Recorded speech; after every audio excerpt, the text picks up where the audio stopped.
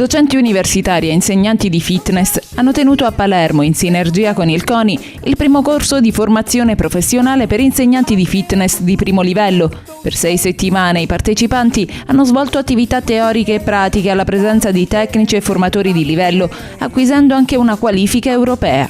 Soddisfatto dell'esito del corso di formazione professionale, il professore Antonino Bianco dell'Università degli Studi di Palermo.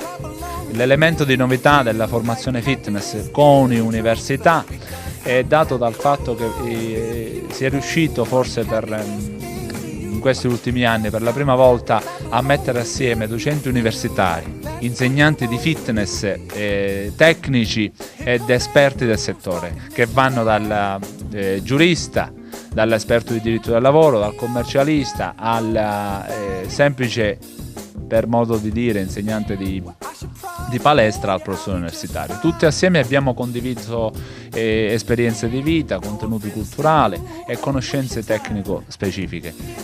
Il nostro obiettivo è quello di rendere sempre più standardizzata, uniforme e di qualità la formazione professionale in ambito fitness, per garantire il più possibile insegnanti di fitness certificati e che riconoscono quelle che sono le criticità e gli aspetti positivi della formazione professionale e dell'insegnamento e l'esercizio di questa professione in palestra.